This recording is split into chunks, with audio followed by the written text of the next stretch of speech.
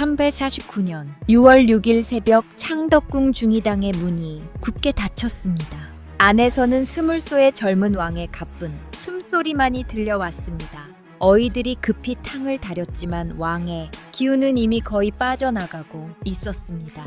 그런데 이상한 일이었습니다. 왕이 죽어가고 있는데 대신들의 얼굴에는 슬픔보다 묘한 긴장감이 감돌았습니다. 어떤 이들의 눈빛에는 오히려 기대감 같은 것이 서려 있었죠. 그들은 왕의 회복을 기원한다고 말했지만 실제로는 전혀 다른 계산을 하고 있었습니다. 후사가 없으니 다음 왕은 누가 될 것인가? 이것이 그들의 진짜 관심사였습니다. 왕이 숨을 거두기도 전에 이미 다음 권력을 둘러싼 암투가 시작되고 있었던 것입니다. 헌종은 침대에 누워 이 모든 것을 느끼고 있었을까요? 자신이 살아 있을 때도 투명 인간처럼 취급받았는데 죽어가는 지금은 아예 없는 사람 취급을 받고 있다는 사실을 말입니다. 23. 오늘날이라면 이제 막 사회생활을 시작할 나이입니다. 그런데 왜 이 젊은 왕은 이렇게 일찍 죽어야 했을까요? 그리고 왜 그의 추움 앞에서 누구도 진심으로 슬퍼하지 않았을까요? 헌종의 이야기는 여기서 시작됩니다. 왕이라는 이름을 가졌지만 실제로는 꼭두각시였던 비운의 군주 사랑조차 정치의 도구가 되어야 했던 고독한 영혼의 이야기 말입니다. 지금부터 조선 왕조 몰락의 서막을 알린 비극적인 왕 헌종의 생애를 들어보시겠습니다. 1830년 5월 창덕궁에 비통한 곡성이 울려 퍼졌습니다. 조선의 마지막 희망이라 불렸던 효명세자가 불과 22살의 젊은 나이로 갑자기 세상을 떠난 것이었죠. 그의 아들 이한 후스날 헌종이들 아이는 그때 겨우 4살이었습니다. 아버지의 죽음이 무엇을 의미하는지도 제대로 이해하지 못했을 어린 세자는 아직 몰랐습니다. 자신의 운명이 이미 그날 완전히 뒤바뀌어 버렸다는 사실을 말이죠. 효명세자는 단순한 왕세자가 아니었습니다. 그는 할아버지 정조의 피를 이어받은 천재였고 19살에 나이의 아버지 순조를 대신해 대리 청정을 시작했었죠. 당시 조선은 순조의 장인인 김조순을 중심으로 한 안동 김씨 가문이 나라의 모든 권력을 쥐고 흔들던 시대였습니다. 세도 정치라는 이름으로 포장되니 권력, 독점 체제는 조선의 기강을 무너뜨리고 백성들을 도탄에 빠뜨리고 있었습니다. 하지만 효명세자는 달랐습니다.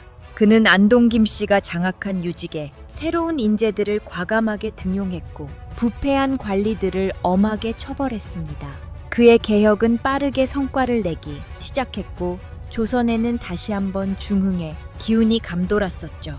그런데 왜 그토록 젊고 건강했던 세자가 갑자기 죽었을까요? 공식 기록에는 병사라고 적혀 있습니다. 하지만 당시부터 지금까지도 많은 사람들은 이렇게 의심합니다. 혹시 안동 김씨 세력이 자신들의 권력을 위협하는 효명세자를 제거한 것은 아니었을까 하고 말입니다. 진실이 무엇이든 그의 죽음으로 조선의 개혁은 완전히 멈춰버렸습니다. 그리고 그 무거운 짐은 고스란히 내 살배기 아들의 어깨 위에 떨어졌습니다. 1834년 할아버지 순조마저 세상을 떠났습니다. 이제 왕위를 이을 사람은 오직 한 명살의 이완뿐이었습니다.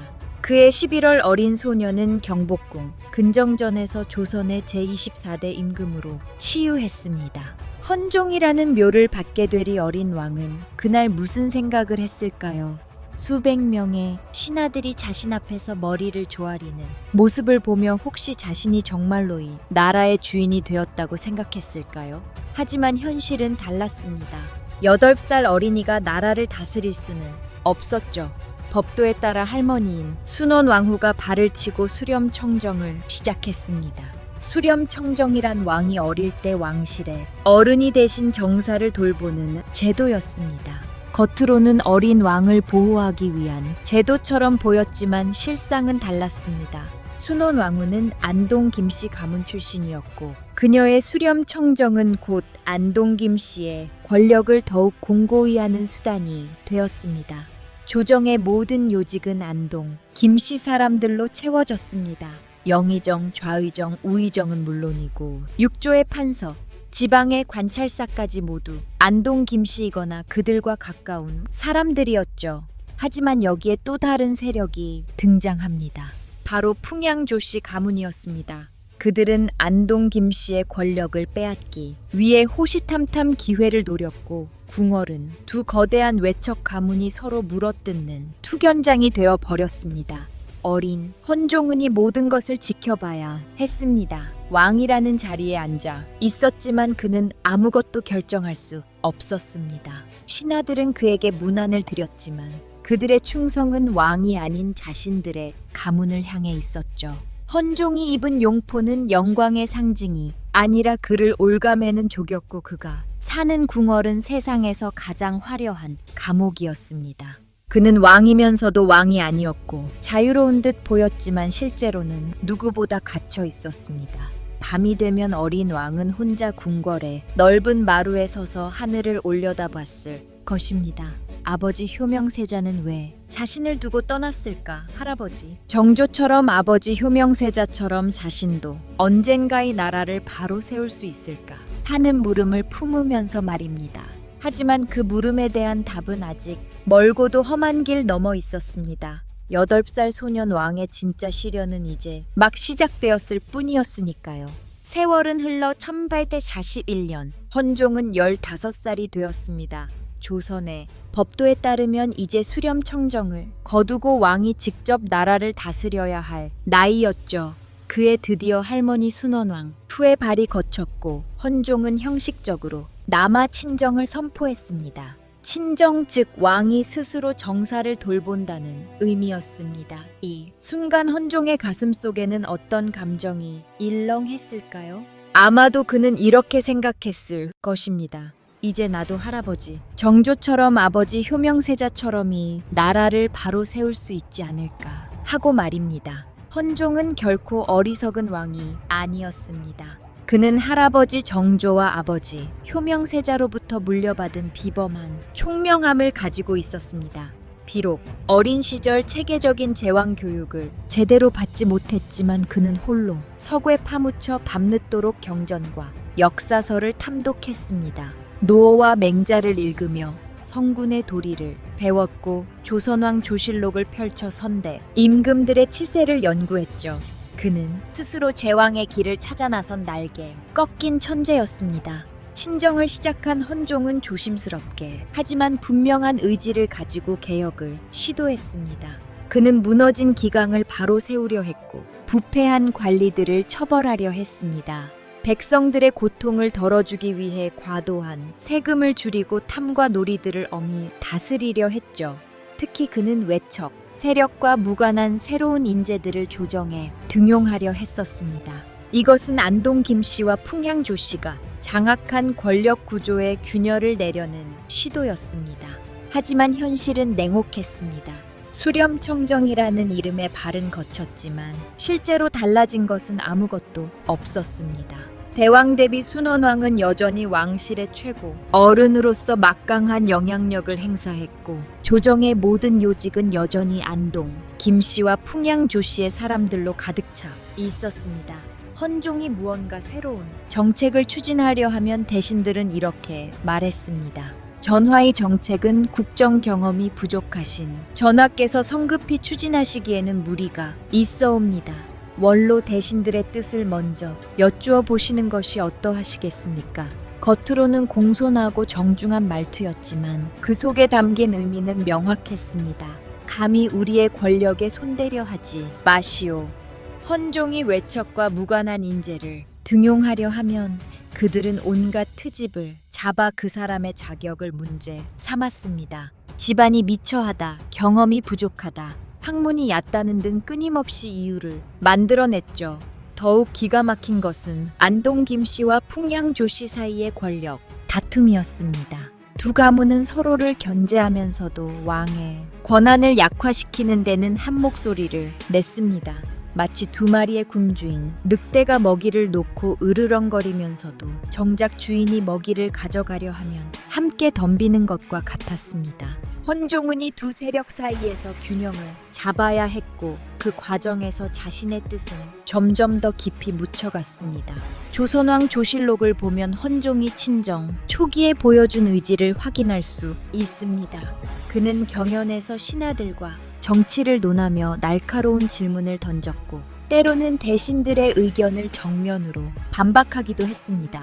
하지만 그의 모든 시도는 보이지 않는 거대한 벽에 부딪혀 번번번이 좌절되었습니다. 왕의 명령은 대신들의 반대에 막혀 실행되지 못했고 왕이 추천한 인재는 검증이라는 이름에 탈락했습니다. 그렇다면 헌종은 왜 더 강하게 밀어붙이지 못했을까요? 그 이유는 간단했습니다. 그에게는 자신을 지지해줄 세력이 없었기 때문입니다. 군대도 재정도 신하들의 충성심도 모든 것이 외척 가문이 손아귀에 있었습니다. 헌종이 할 수 있는 일이라곤 그저 형식적인 결제에 도장을 찍고 외척들이 짜놓은 각본대로 움직이는 것뿐이었습니다. 이전의 수렴정 때는 할머니 순원왕후라는 한 명의 줄 조종사가 있었다면 이제는 수십 수백 명의 외척 대신들이 헌종의 팔다리에 거미줄을 엉켜 잡아당기며 그를 조종했습니다. 왕은 자신이 조선의 지존이자 나라의 주인이라고 배웠지만 현실 속의 자신은 그저 화려한 용포를 입은 꼭두각시에 불과했습니다. 이 끔찍한 괴리는 15살 소년의 마음에 깊은 상처를 남겼습니다. 밤이면 헌종은 홀로 책을 펼쳤습니다. 정조 임금이 신하들을 호령하며 개혁을 일궈낸 기록을 아버지 효명세자가 안동김 씨의 세도 정치에 균형을 냈던 이야기를 읽었죠. 그리고 그는 생각했습니다. 나는 왜 그들처럼 할 수 없는 것일까? 나에게는 왜 그런 힘이 없는 것일까? 그는 자신이 마땅히 해야 할 일이 무엇인지 알고 있었습니다. 기강을 바로 세우고 백성을 보살피고 간신배를 몰아내는 것. 하지만 알고 있다는 것과 실제로 할 수 있다는 것 사이에는 넘을 수 없는 거대한 벽이 가로막고 있었습니다. 이 무력감은 헌종의 내면을 서서히 병들게 했습니다. 왕으로서의 책임감과 현실적인 무능함 사이의 괴리 이것이 그를 가장 깊이 괴롭혔습니다. 그는 매일 아침 신하들 앞에 앉아 왕의 역할을 연기해야 했고 밤이면 자신이 아무것도 아니라는 진실과 마주해야 했습니다. 과연 이런 삶이 언제까지 계속될 수 있을까요? 헌종 자신도 알지 못했습니다. 정치적으로 무력한 왕에게 남은 것은 무엇이었을까요? 적어도 개인적인 삶만큼은 자신의 뜻대로 꾸릴 수 있지 않았을까요? 하지만 헌종에게는 그마저도 허락되지 않았습니다. 그의 결혼조차 외척들의 권력 다툼을 위한 도구에 불과했으니까요. 헌종의 첫 번째 왕비는 효연왕후였습니다. 그녀는 안동 김씨 가문 출신이었죠. 헌종이 15살 되던 해에 혼례를 올렸는데 이 결혼은 처음부터 정약 결혼이었습니다. 안동 김씨는 왕비를 통해 왕실 내부에 자신들의 영향력을 더욱 확고히 하려 했습니다. 하지만 효현 왕후는 혼례를 올린 지 불과 3년 만에 살해 젊은 나이로 세상을 떠났습니다. 헌종은 아직 23살도 되지 않은 나이에 벌써 아내를 잃은 호라비가 되어버렸습니다. 왕비가 죽자 조정은 즉시 움직였습니다. 왕에게는 후사가 필요했고 후사를 위해서는 새로운 왕비가 필요했으니까요. 그런데 이번에는 풍양 조씨가 기회를 잡았습니다. 안동 김씨의 독점을 견제하려던 풍양 조씨는 자신들의 딸을 왕비로 들여보냈고 그녀가 바로 효전광 후였습니다. 헌종은 또다시 자신의 의지와는 상관없이 정해진 여인과 혼례를 올려야 했습니다. 2번의 결혼을 거치며 헌종은 깨달았습니다. 왕비란 자신에게 사랑하는 아내가 아니라 외척 세력이 자신을 감시하고 통제하기 위해 보낸 일원이라는 사실을 말이죠. 왕비의 뒤에는 항상 그녀의 가문이 있었고 그녀들은 왕의 일거수일투족을 친정에 보고했습니다. 침실조차 정치의 공간이 되어버린 것입니다. 헌종에게 결혼은 축복이 아니라 그를 두 거대한 외척 가문의 눈치 속에 더욱 깊이 몰아넣는 또 하나의 족이었습니다. 하지만 1847년경 헌종의 삶에 작은 변화가 찾아왔습니다. 그는 후궁 한 명을 맞아들였는데 그녀가 바로 경빈 김씨였습니다. 경빈 김씨는 안동 김씨나 풍양, 조씨처럼 권력의 중심부에 있는 가문 출신이 아니었습니다. 그녀는 비교적 평범한 가문 출신이었고 그렇기에 정치적 계산이나 가문의 이익과는 거리가 먼 존재였죠. 헌종은 그녀를 통해 처음으로 왕이 아닌 한 사람의 남자로서 이완이라는 이름의 인간으로서 순수한 감정을 느낄 수 있었습니다. 헌종은 경빈 김씨를 진심으로 아꼈습니다. 그녀와 함께 있을 때만큼은 권력의 무게에서 벗어날 수 있었고 정치적 계산 없이 한 사람의 여인을 대할 수 있었습니다. 헌종은 그녀를 위해 특별한 선물을 준비했습니다. 바로 창덕궁 깊은 곳에 낙선제를 짓는 것이었죠. 낙선제, 이 이름에는 착함을 즐긴다는 뜻이 담겨 있었습니다. 헌종은 이곳을 설계하며 특별한 주문을 했습니다.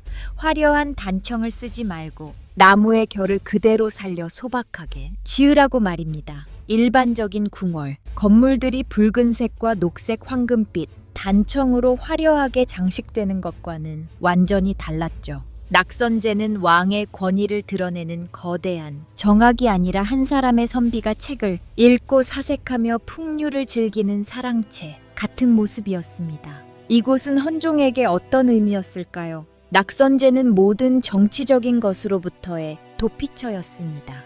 외척들의 눈치를 보지 않아도 되는 곧 왕이 아닌 그저 한 사람의 남자로 있을 수 있는 곳, 사랑하는 여인과 조용히 시간을 보낼 수 있는 곳이었죠. 이곳은 헌종이 자신의 의지로 창조해낸 작지만 완벽한 왕국이었습니다. 하지만 이 작은 행복에도 어두운 그림자가 드리워져 있었습니다. 바로 후계자 문제였습니다. 조선 왕실에서 후사를 잇는다는 것은 단순히 자식을 낳는 문제가 아니었습니다.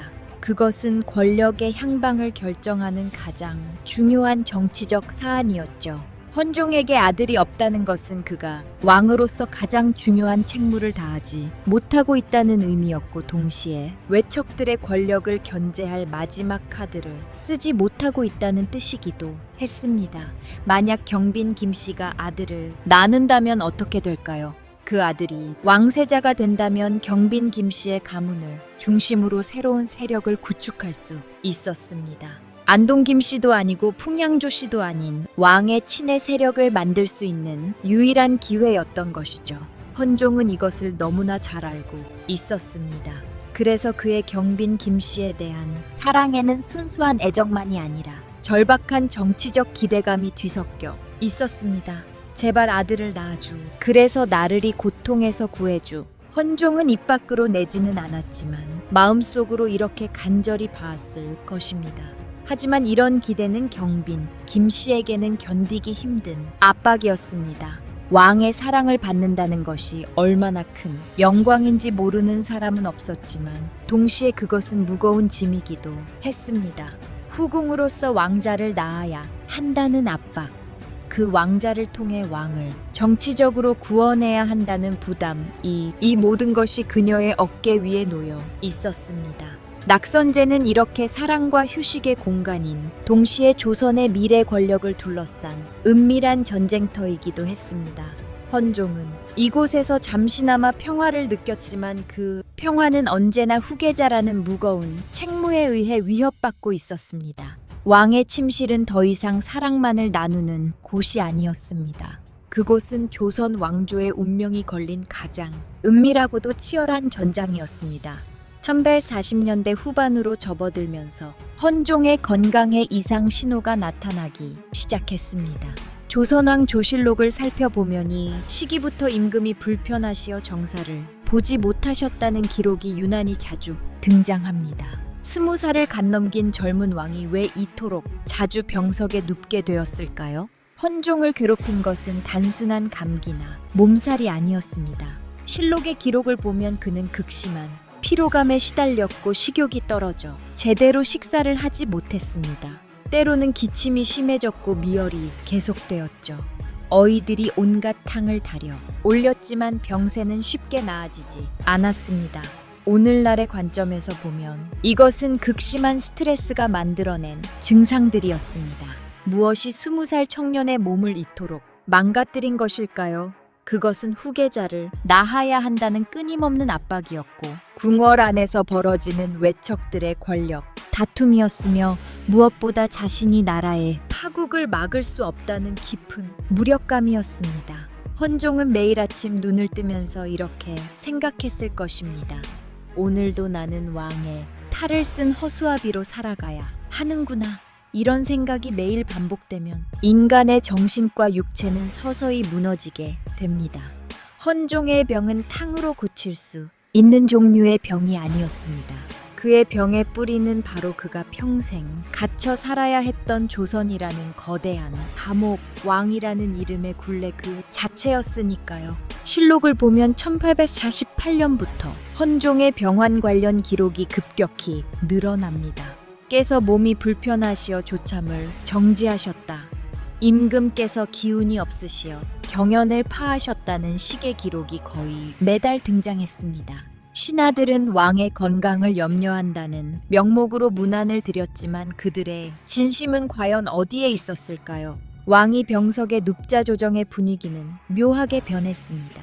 안동 김씨와 풍양조 씨는 왕의 쾌를 빈다는 명목으로 각종 제사를 올렸지만 동시에 그들은 만약 왕께서 승하시면 누가 다음 왕이 될 것인가를 두고 은밀히 계산하기 시작했습니다. 왕이 없는 조정은 그들에게 자신들의 이익을 챙기는 절호의 기회였습니다. 헌종은 이 모든 것을 알고 있었습니다. 병상에 누워서도 그는 귀를 열어두고 궁궐 안팎 움직임을 파악했습니다. 자신의 병을 걱정하는 척하면서 실제로는 자신의 죽음 이유를 준비하는 신하들의 모습을 지켜봐야 했습니다. 이것은 얼마나 처참한 고독이었을까요? 자신이 죽기도 전에 이미 자신은 없는 것처럼 취급되고 다음 왕을 둘러싼 권력 게임이 시작되는 것을 보는 기분은 어떠했을까요? 더욱 견디기 힘든 것은 자신이 아무것도 남기지 못한 채 죽어간다는 자책감이었습니다. 할아버지 정조는 규장각을 세우고 개혁, 정치를 펼쳤습니다. 아버지 효명세자는 비록 짧은 기간이었지만 세도 정치에 균열을 냈습니다. 하지만 자신은 무엇을 남겼는가? 헌종은 스스로에게 이렇게 물었을 것입니다. 나는 왕으로서 무엇을 이루었는가?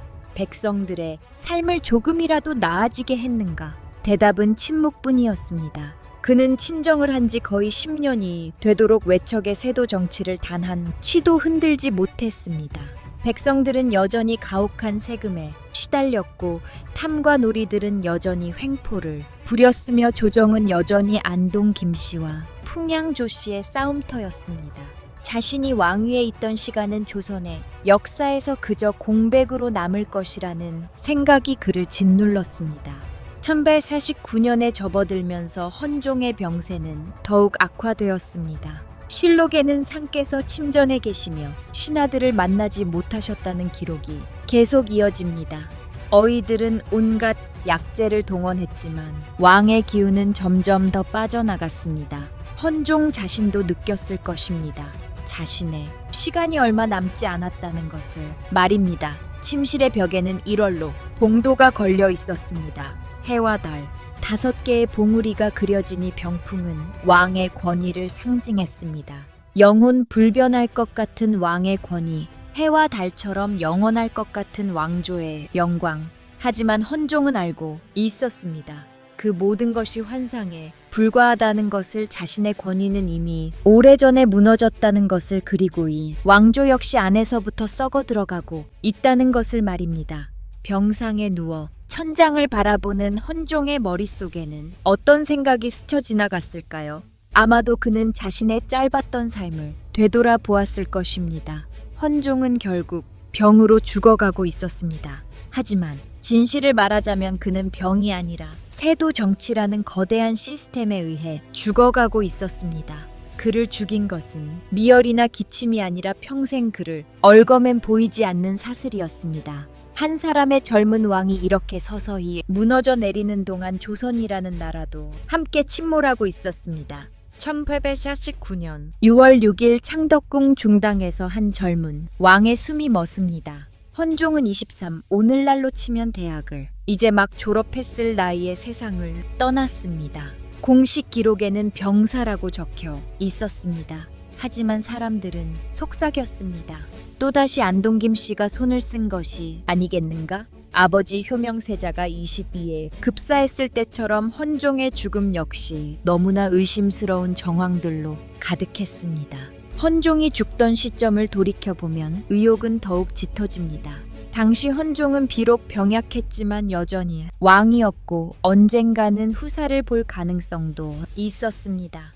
만약 경빈 김 씨가 아들을 낳는다면 안동 김 씨의 권력 독점은 흔들릴 수밖에 없었죠. 그들에게 헌종은 통제하기 어려운 변수였고 그가 사라진다면 그들은 더욱 완벽한 허수아비 왕을 세울 수 있었습니다. 진실이 무엇이든 헌종의 추움은 안동 김 씨에게는 위기가 아니라 기회였습니다. 왕이 승하했다는 소식이 전해지자 궁궐은 곡성으로 가득 찼습니다. 법도에 따라 장례 절차가 시작되었고 온 나라가 상복을 입었습니다. 수천 명의 문무백관이 창덕궁으로 달려와 왕의 영전 앞에서 머리를 조아렸습니다. 그들은 목 놓아 울었고 아찌 이리 급히 떠나가시나이까라고 외쳤습니다. 하지만 그 거대한 슬픔의 행렬 속에서 과연 진심으로 헌종의 죽음을 애도하는 눈물이 몇 방울이나 있었을까요? 안동 김 씨의 대신들은 슬픔의 표정을 지었지만 그들의 마음속에는 이미 다음 계획이 자리 잡고 있었습니다. 이제 우리가 원하는 왕을 세울 수 있다는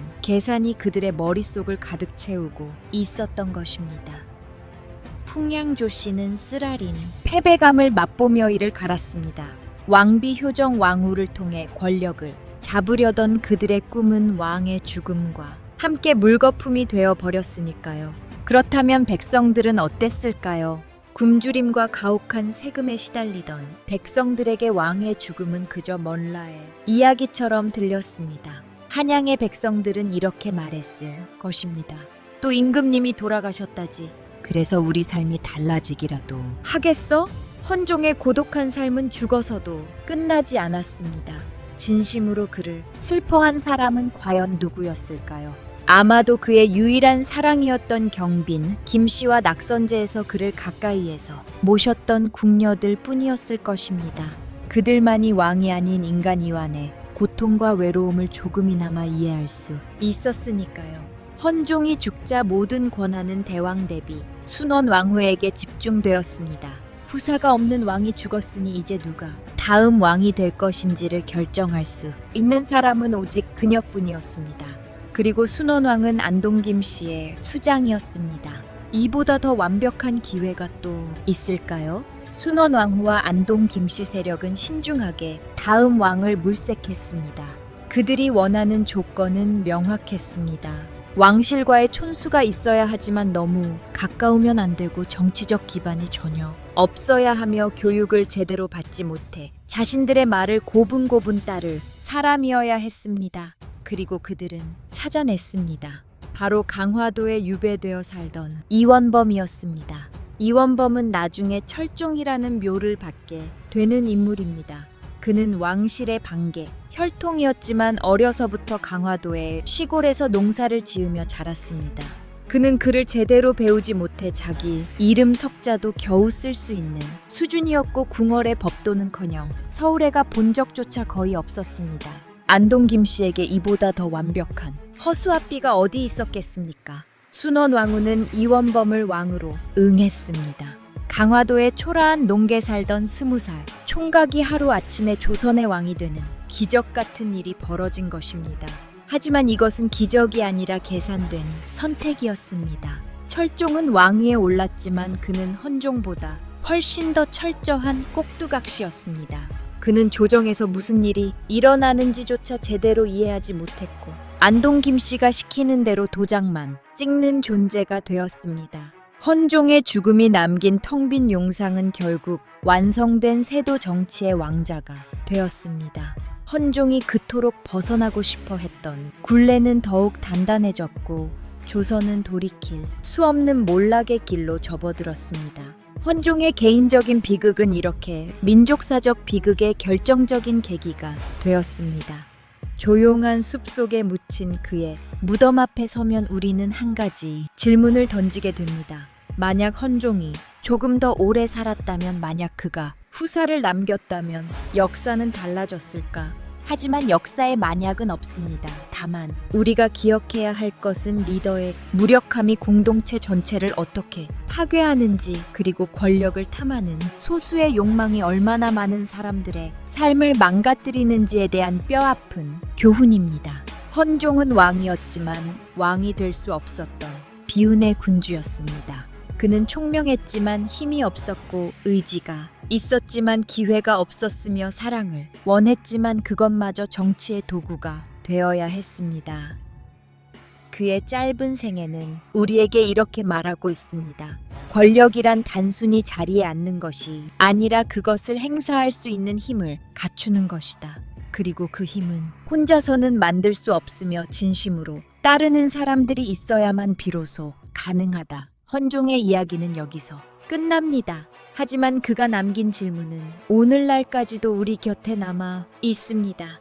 여러분의 구독과 좋아요는 영상 제작에 큰 힘이 됩니다. 항상 건강하시고 행복하세요. 다음 역사 이야기에서 뵙겠습니다.